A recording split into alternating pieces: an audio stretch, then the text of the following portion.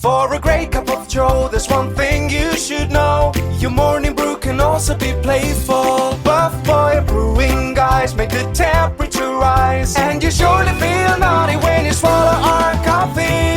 If you want some real heat, give your mouth a fine treat. You will want some more, rest assured. Buff Boy Brewing, you can't get enough of. It's time for The Scribble, your weekly fix of celebrity chats, bizarre stories in the news, and basic random chatter with best-selling author and syndicated radio host Jeremy Bradley. Make sure your seat is in the upright and locked position and your barf bag is securely in place. Here's Jeremy Bradley.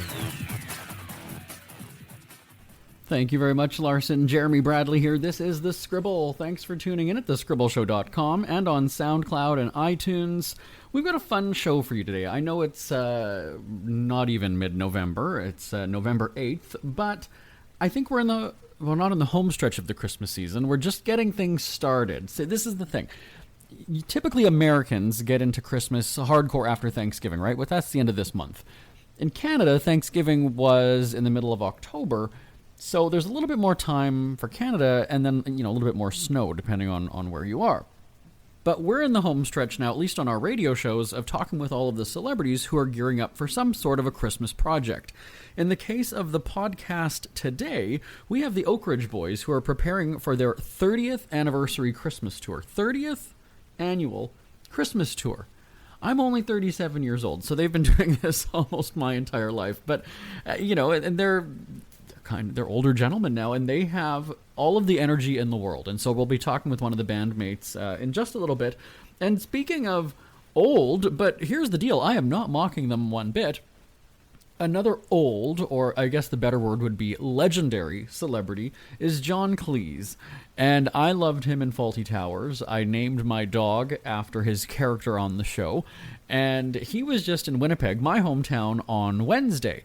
I was invited as a media guest to check out the show, fourth row, by the way, I should point out, and it was the funniest thing I've ever seen. I'm going to tell you about the John Cleese performance coming up, and also the Oak Ridge Boys will be joining us. It's a lot happening on the show today, and it all starts right after this. Who are the Kardashians feuding with now? What did that little thug Justin Bieber do this time? Who's getting hitched, and who's headed for Splitsville? Hear the latest celebrity news and gossip every day on Entertainment Wrap-Up. The good, the bad, the ugly, but mostly the ridiculously hilarious. It's all recapped in this daily segment at entertainmentwrapup.com. Have a laugh at the expense of the rich and famous when they take themselves way too seriously. It's 3 minutes of time-wasting fun at entertainmentwrapup.com. Check out Entertainment Wrap-Up at entertainmentwrapup.com. Brought to you by Speak Free Books. JB here, back on The Scribble. I was just told to remind you that you should subscribe to the podcast so you never miss an episode. And I've said many times on this show that I hate doing things like that because it seems so desperate. You always see that at the end of a YouTube video. Remember, click the bell. Remember to subscribe. Leave a comment below. You know what? People know if they want to, they will. If they know how to get to YouTube and, do all that kind of stuff, they know how to do it. So if you like the show, listen again. If you don't. Was it Seth Meyers the other day was talking about podcasts, that like everybody's a podcaster nowadays? So to me, yes, I take this show seriously, but we've got syndicated radio programming with like 300,000 listeners on multiple stations and celebrity guests and things like that. So, there's podcasts where you're sitting in your parents' basement or in your apartment with Christmas lights in your bedroom behind you. And then, there's what we're doing, which is sort of like a radio show. We kind of treat it like that anyway. You know that it's going to be about 30 minutes almost on the dot every week. And anyway, okay. So John Cleese, legendary comedian. You know him from Monty Python, Fish Called Wanda, Fawlty Towers. He was in my hometown of Winnipeg, as I just said a moment ago. And we had been trying to get him on the radio shows for, I'm not kidding you, months. For months, we were trying to get him on the radio shows. And it was always, we haven't heard back yet. Oh, we haven't heard back. And I said, well, get us in touch with his people. That's what we want to do. And ultimately, a couple of days before the show, it was a no. And so here's the thing, right? We don't take no for an answer, because if we did, we certainly would never have the celebrity guests that we've had on our radio shows, right? I mean, no is what sort of catapults me to try even harder, professionally anyway. And so then, we kind of were like, well, let's negotiate. Can we do a photo op? No, we can't do a photo op. Can we, just do, can we do tickets to the show? Can we check it out, And I thought about bringing in my dog Basil, who, again, is the Faulty Towers namesake, to do a photo op with the two of them. That would be the ultimate on our wish list. I mean, if we couldn't get a phone interview, good luck getting a photo up with him and a dog. But anyway, so we settled, and I'm using that in a polite way. We settled on tickets to the show, and so I went with my brother, who is a really, really big Monty Python fan, and me being the Faulty fan. We made a night of it, and we went to go see the show on Wednesday in Winnipeg. And it is the funniest thing. Now, I mean, I'm going to tell you some parts of it because, he's just iconic. And me talking about it doesn't do it justice, right? If he's coming to a city near you with this show, Last Chance to See Me Before I Die, check it out because it's hilarious. At the beginning, there's this glorified introduction of him, and he comes out waving. Naturally, he gets a standing ovation, and then he walks to the center of the stage and then walks right off. And then on the screen, it comes up and it says intermission. And it's just the funniest thing. And then what he does is he says, people always come up to me and say, I'm John Cleese, I'm your biggest fan. I loved you in da-da-da-da-da, right? Name, insert project here, basically. And I think you're hilarious, you're legendary, or whatever. And so he said, okay, everybody, let's get this out of the way right now.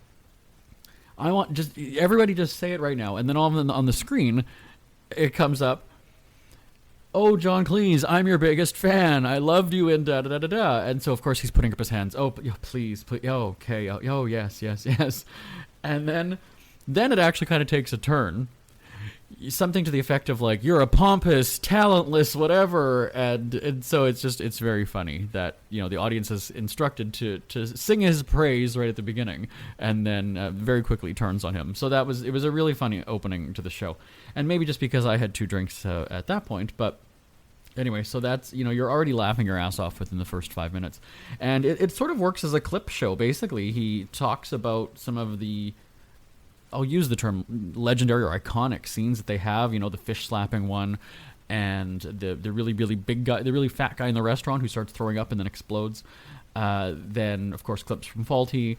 And, it's interesting that a lot of the people, I could hear the woman behind me who was reciting lines word for word from Python, and I could do the same for Faulty. And when these are shows and scenes and skits and episodes that you grew up with and and like I said, I've watched Faulty, I would say literally 100 times each episode, that you get the inside scoop behind the episode. What went into it? Why was this written the way it was? How did this storyline come about? And so it's really cool because he sort of paces back and forth on the stage, or he sits on the stool, and he tells you all these stories, and then he throws to the clip, and you watch that, and you have a laugh with him, and then there is an intermission, and throughout the show on the screen, it's asking you to send in your questions for him, and he does take some questions. I don't know if any of them were from Winnipeg, but hopefully. And in the second part of the show, he starts talking about how people just don't laugh as much anymore. And, we've said that on this show. We say that when we have comedians on the show. And society is uptight, right? It's overly sensitive, and it's a problem. And so for him, he said, well, let's talk about some racist jokes, and some, let's talk about Germans and the French and the Jews and the Mexicans. And I don't know what's not threatening about it. Maybe because he's an 80-year-old man. His birthday, he said, was just either a week or so ago. Or that who he is, and that his comedy isn't meant to hurt, right? You know that it's in good fun. It's in jest, perhaps. And I guess you're in a safe spot to laugh about things like that. And there are some jokes that he made that, sort of got some gasps. But then he was able to connect as to why it's not funny. Why it's not funny when you say it this way, but if you do, if you talk about curing a headache, that's not a big thing. But if you make the joke and you're about curing gonorrhea, there's something funny about that. And it was interesting because when we left the show, now again, I was several drinks in, and my brother was driving, and he's like, yeah, that sort of gives some insight about comedy writing and kind of what you do. And then I started to chime in.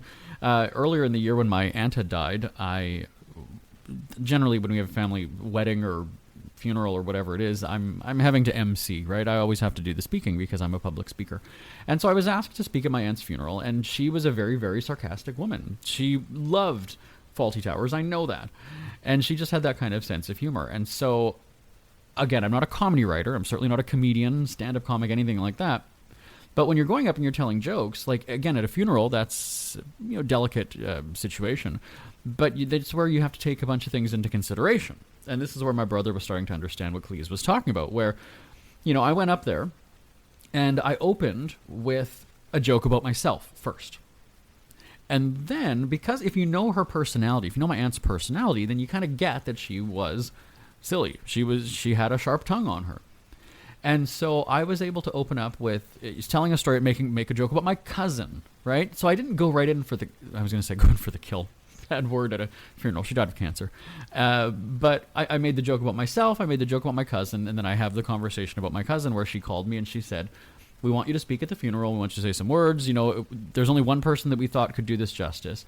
And I said, you want me to roast her? And she said, no, we already did that. She was cremated. And when I tell that joke to people, I say that's how I opened it. People gasped, kind of exactly what Cleese was doing when he started to make the jokes about the Germans or the Jews or the French.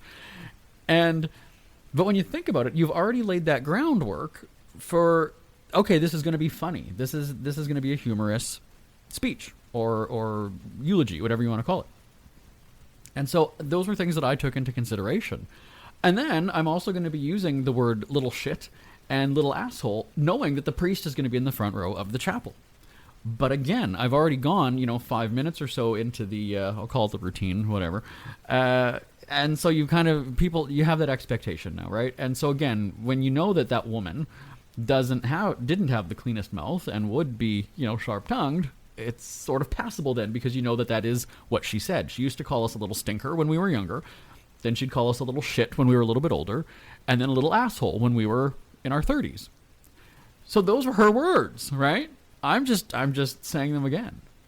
And then I just happened to call one of my cousins a big asshole. That was kind of the joke without it. Anyway, so Cleese was very inspiring, and he did make a point to tell people that it's not Cleese, it is Cleese, like cheese, but with an L. And my thanks to his folks there for giving us those fourth row seats for the show. So thank you very much, John Cleese. Again, if he's coming to a city near you, definitely check it out. Now, also hopefully coming to a city near you is the Oak Ridge Boys, and the 30th annual Christmas tour is kicking off, and we'll be joined by one of the bandmates right after this.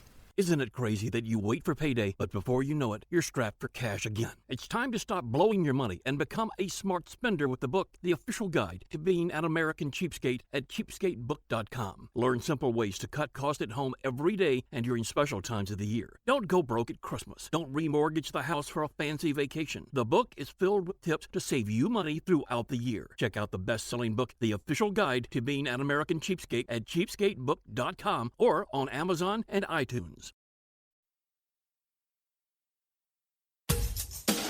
Ever had something to get off your chest but never had the balls to say it? That's a load of crap. Speak Free with JB.com is exactly what you've been waiting for. Your chance to tell it like it is and not care what anybody else thinks. Have your say on issues of the day. Join newspaper and radio columnist Jeremy Bradley as he tells it like it is. Hundreds of thousands of people have stopped by, including some well-known celebrities who have had a chat with JB and speak candidly about what's really going on in the world. You can join them too. Have a rant or a rave. Be brave and head on over to www.speakfreewithjb.com now.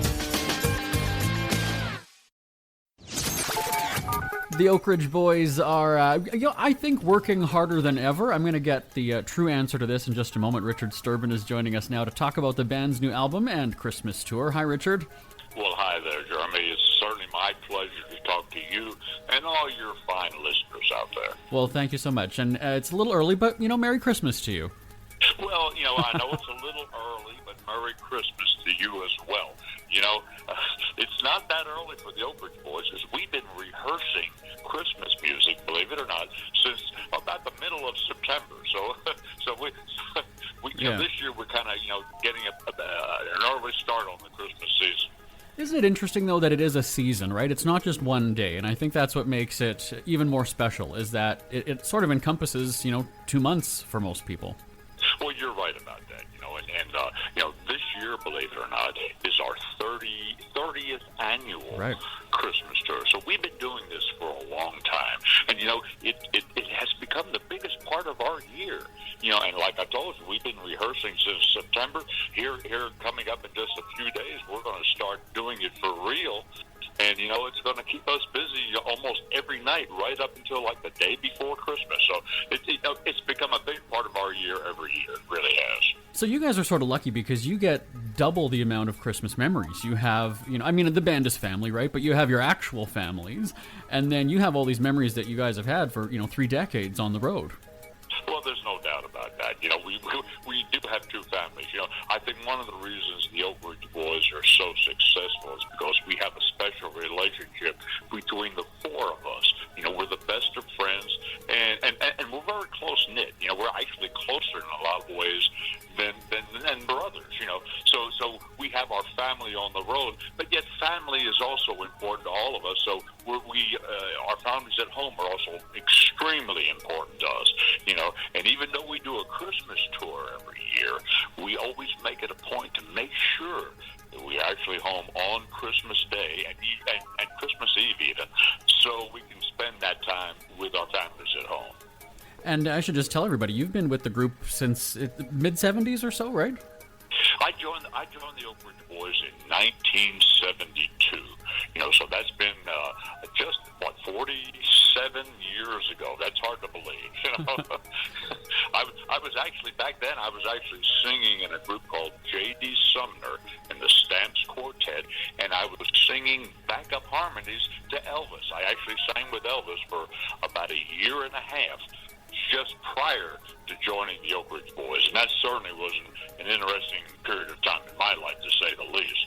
What's interesting about groups from that era, and we don't see it much, is the longevity. And I see it more with country artists or country adjacent groups, and not so much with the pop genre nowadays. Do you find that to be true? Well, I think you're probably correct about that. I know I can primarily speak for the Oak Ridge Boys. I can tell you, we've been doing this for a long time because we love doing what we do. It's even after all of these years, we are actually still having fun doing it. Right. And, so we don't plan to retire anytime soon because we love doing it. And there's probably not a group in the music business that has as much history as we have. Our history dates back to the Second World War, believe it or not. Mm-hmm. A group of guys known as the Georgia Clodhoppers actually went to Oak Ridge, Tennessee, and entertained the people there who were working on the development of the atomic bomb. And they became known as the Oak Ridge quartet back then.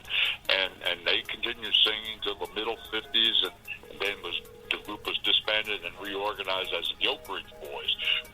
William Lee Golden, the guy in our group with the long beard, he joined in 65. Wayne Allen, our lead singer, in 66. I came in 72, as I said a minute ago, and Joe Boswell in 73. So, our history is something that's also very, very important to us. I was going to say, I think you guys have more energy than I do, and I was born in 82, so kudos to you guys. You're still a kid. But there really is a connection between country music and Christmas. I see that a lot, and I don't know. For me, just in our house, it was on when helping make cookies with mom, or putting up the Christmas tree. We always just kind of had that connection to country music. So, what are some of your memories of Christmas music growing up?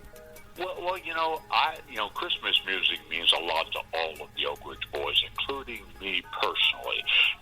And Christmas music, it played an important role in my life, at an early age. When I was just a young boy, I got together with the youth group in my church, and every Christmas Eve we would go out and we would sing Christmas carols to people in hospitals, people who were shut in, and that's something that started at an early age. Later on, when I went to college in Trenton, New Jersey, I was studying music there. We had a group called the Carolers, and to get into the group, you had to be studying music and you had to be a voice major.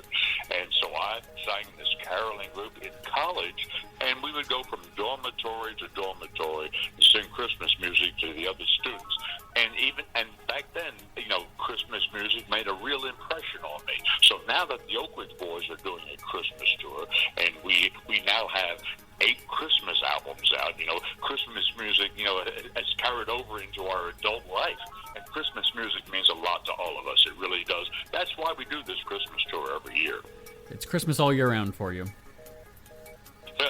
Well, I don't know about all year long, but quite a bit, it really is. But hey, you know what? In all honesty, I mean, with the way things are going in the world, it's not bad to have that kind of a positive. Hey, you know what? Every day is Christmas. That's a good thing. I'll take it.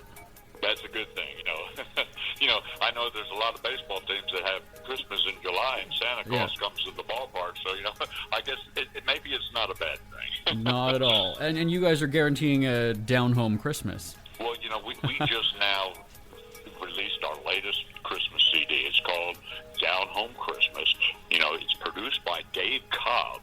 And if you know or anyone knows anything about the music scene here in Nashville right now, Dave Cobb is very hot. He's very much in demand, and he produces, all the Chris Stapleton stuff. He does a lot of the younger artists happening in town, and he has a rapport with a lot of the young songwriters here in Nashville, and some of these young guys who are writing hits for like Luke Bryan and some of the major country artists, they wrote some brand new Christmas songs just especially for the Oak Ridge Boys and for our new album.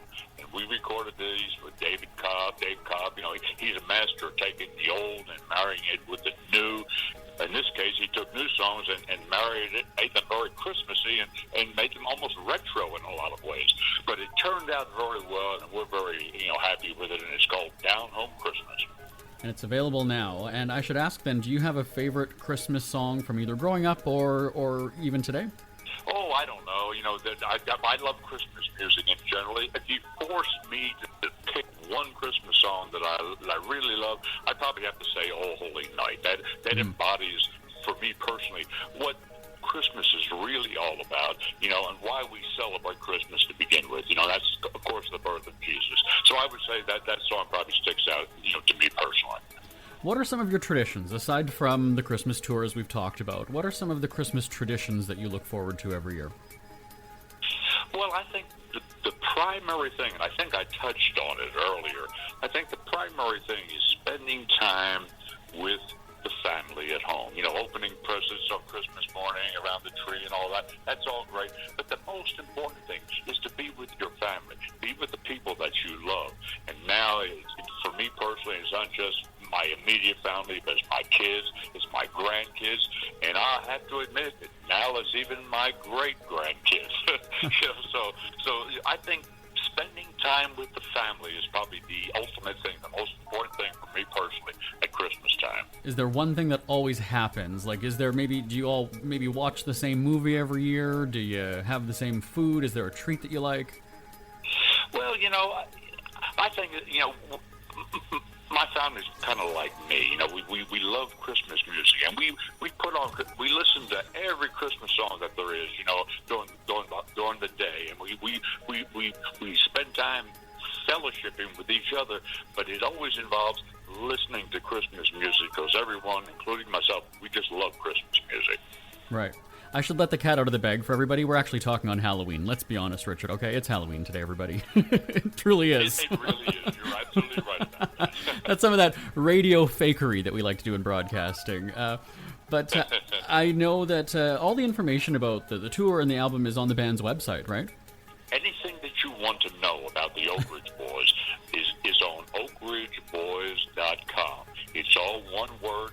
You can find out what we're doing. You can find out where our Christmas tour is taking us this year. You can find out how to buy the new Christmas album, Down Home Christmas, and you can find out our plans for next year. We still have some irons in the fire.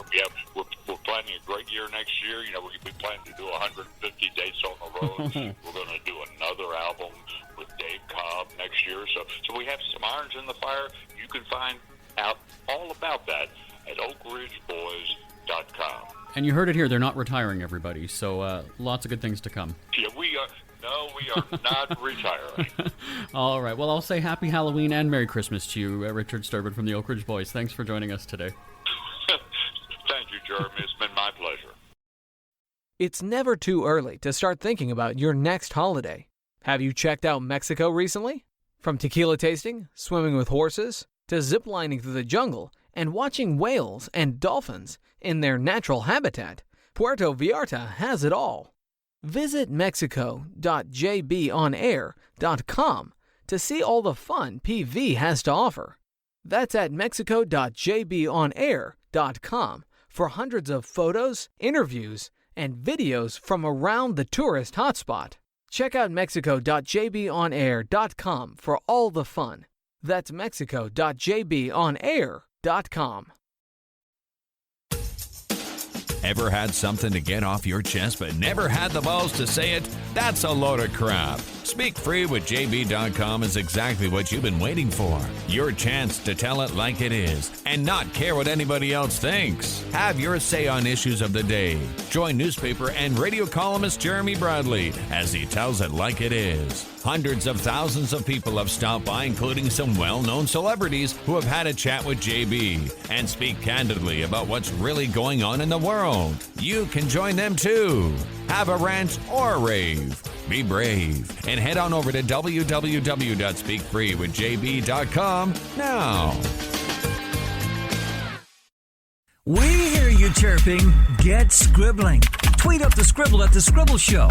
Join the discussion with Jeremy Bradley. It's all going down right now on Twitter at The Scribble Show and at thescribbleshow.com. Jeremy Bradley here. Yes, on the Twitter. Thanks for tuning in today.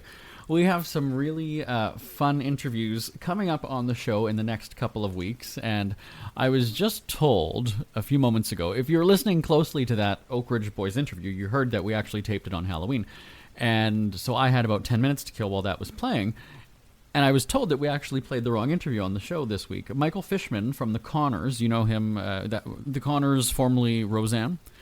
Well, we taped an interview a couple of days ago, and that was supposed to air on the podcast this week. And we, unfortunately, we put in the wrong clip.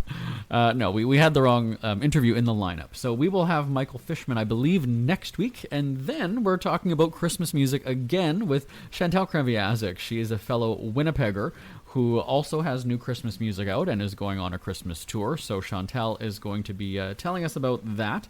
I got a sneak peek of her album. This is very funny. She is from Winnipeg originally. She's got a house in Toronto, a house in Los Angeles with her husband Rainmate, and they have a studio in Los Angeles. So we were actually texting back and forth. I was in Palm Springs last weekend. Let me do some name dropping there. Shout out to all the people that I met at the Pride Festival there. Now, I was at the airport, and Chantal and I were texting. And she's like, "Oh, I've got some new music out." And I said, "Great, let's talk about it on the radio." And so then she sent me the audio, the Dropbox file. And I said, "Perfect, I'll listen to the Christmas music on the plane, and then we'll talk about it when I'm back at home base, and we can record an interview." And so she said, "Great, that'd be perfect." And I'm not just blowing smoke up her ass here, I really enjoyed it. I was like rocking out to Christmas music on the airplane at the beginning of November. And I didn't care, and it really did put me in the season. And the irony being that I'm in the desert, she's in Los Angeles, where it was sweltering heat and everything. And we're both from Winnipeg, though, which is arguably one of the coldest cities in southern Canada. And so there we are. We're coordinating a Christmas thing about Winnipeg while we're both in California. So we did tape that the other day, and we'll get that on the show in the next week or so. So lots to look forward to, at least for the Christmas season. And if there's anything that you would like to share about your listening experience on the podcast, you can send me an email. The address is live@jbonair.com. That's live@jbonair.com. Tell me when you start Christmas shopping, by the way. We're talking about all these, Christmas memories and things like that. That's always the biggest question. 1, are you a regifter? And 2, when do you start your Christmas shopping? And is your family going the way that mine is, which is as we get older, we forego the gifts, and we say that we'll like donate to something or whatever, and then we just get together and have a good time. What do you do? I'd love to hear your stories. Live at jbonair.com. Live at jbonair.com. That is it for me. Oh, they're saying subscribe. Christ. All right. Remember, subscribe to the podcast so you never miss an episode. This is, what are we in now? Episode 247. So going at about 30 minutes each, you've got several weeks of listening to do on the podcast. My name is Jeremy Bradley. I will talk to you next time. Thanks so much for joining us on The Scribble. Bye-bye, everybody. Want more Scribble? Check out thescribbleshow.com for past shows, celebrity interviews, cheapskate tips, and more. That's at thescribbleshow.com and on Twitter at The Scribble Show. The Scribble is a speak-free media presentation. If you want some real heat